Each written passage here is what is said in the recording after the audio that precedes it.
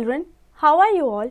I hope you all are good. So let's start a new chapter today, that is Earth, Globe and Map. The Earth is the only planet on which the existence of living beings has been confirmed. Although the possibilities of life on the Mars is being explored, we are yet to achieve important breakthrough in this regard. We live on the surface of the earth. तो बच्चों, आप सब जानते ही हैं कि अर्थ ही एक ऐसा planet है जिस पे लाइफ पॉसिबल है. हालांकि मार्स के चर्चे भी चल रहे हैं कि शायद उस पे भी लाइफ पॉसिबल हो सकती है, पर अभी के लिए अर्थ ही एक ऐसा लैंड या सरफेस है जिस पे लाइफ पॉसिबल है. A globe is a small model of the earth. The largest water mass on the earth is called ocean, and large land mass lying between oceans is called continent. The globe helps us to know the shape, size and location of different continents and oceans. It is not very convenient to handle. You cannot carry a globe everywhere you go. So, it becomes important for us to have something that helps us in locating the places. तो बच्चों, globe अर्थ का एक model होता है. Globe पे हम easily locate कर सकते हैं कॉन्टिनेंट्स एंड ओशंस को. एक वाटर का बहुत बड़ा एरिया ओशन कहलाता है एंड उसके बीच में जो लैंड होता है वो कॉन्टिनेंट होता है. Limitations of a globe. It occupies a lot of space. It lacks portability. In other words, it is difficult to transport it from one place to another. It does not show detailed information. It cannot be used in books. तो बच्चों, globe से हम continents and oceans को easily locate तो कर सकते हैं, पर उसके कुछ लिमिटेशंस भी हैं, जैसे कि हम उसे अपने साथ हर जगह कैरी नहीं कर सकते क्योंकि वो बड़ा होता है. वो बहुत सारी स्पेस ऑक्यूपाई करता है. हम उसे अपने साथ हमेशा रख नहीं सकते और उस पे जो भी इंफॉर्मेशन हमें दी हुई है वो डिटेल्ड नहीं है और उसे हम बुक्स में भी यूज़ नहीं कर सकते. In order to overcome these drawbacks, map came into being. Map is made up by cutting and opening the globe on the tool poles. A map is a drawing of the surface of Earth on a flat surface like paper. Even the globe has the oval of the entire Earth on it. Since a map is made on a flat surface, so it is very handy. A map made on a paper can be carried in pockets or rolled and kept while traveling. Because of the wide utility of map, it has become very popular. The map has many advantages than a globe. It is easy to locate a place using a map. It can show even the smallest area in great detail. The globe shows the entire earth. तो बच्चों, अगर आप picture में देखेंगे तो globe बहुत ही बड़ा and round है, इसीलिए हम उसे हमारे साथ हमेशा नहीं रख सकते. इसीलिए लोगों ने इन्वेंट किया map.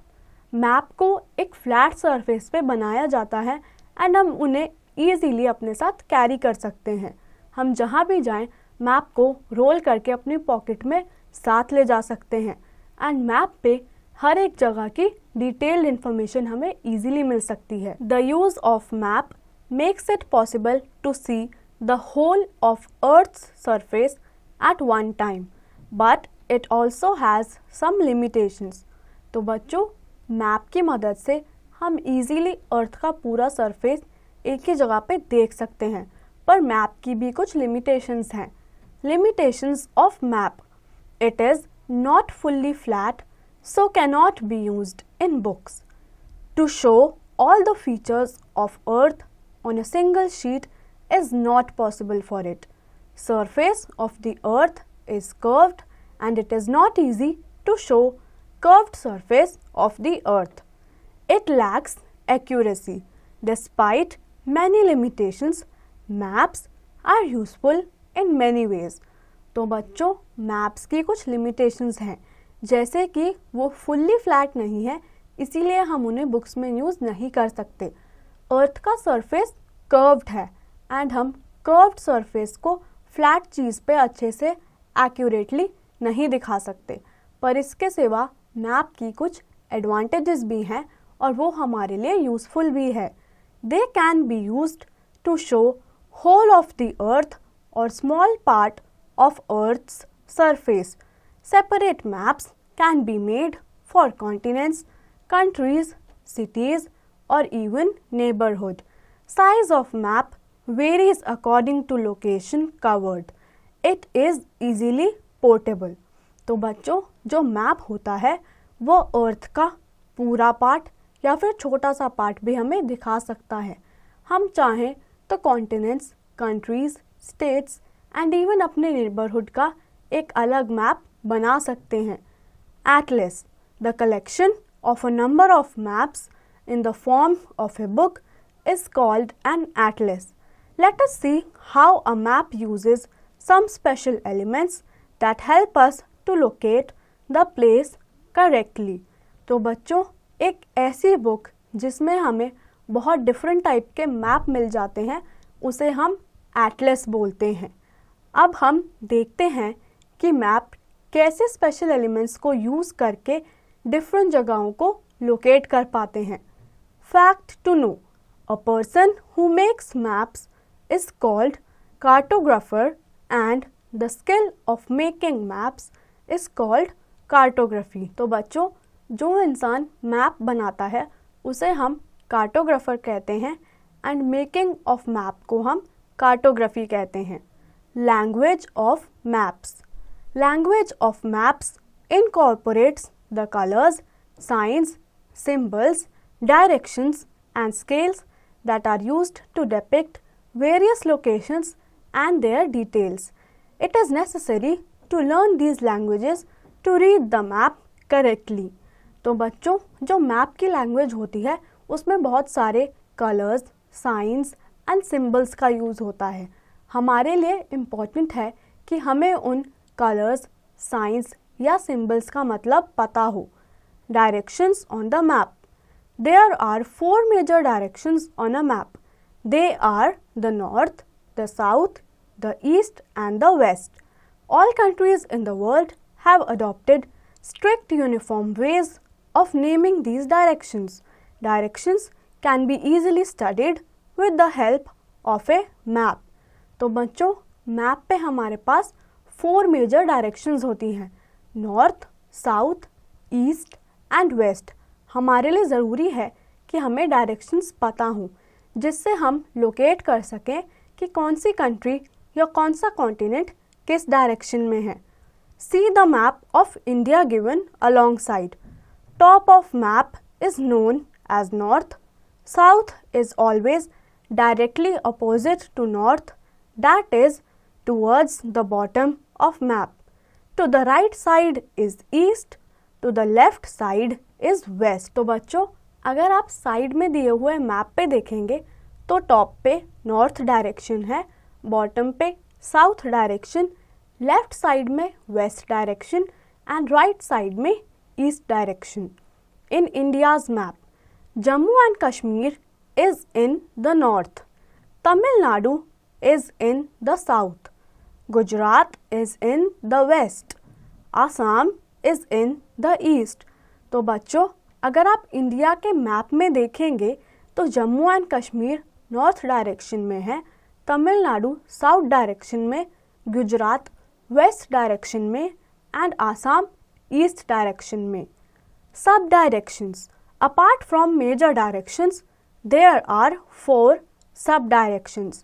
Between north and east lies the north east. Between north and west lies the northwest. Between south and east is the southeast. Between south and west is the southwest. तो बच्चों हमारे पास 4 major directions हैं. उनके सिवा हमारे पास 4 sub directions भी हैं जो कि है north east, north west, southeast and southwest direction. In India, Meghalaya, Mizoram, Manipur, Assam, Tripura, Arunachal Pradesh, etc. are the northeastern states. These 8 directions and subdirections help us in finding the position of a place. Every day sun sets in the west. So, to know the direction, if you go to a new place in the morning, stand facing towards the sun. Imagine that your face is pointing towards the sun. The direction at which the face will point will be east.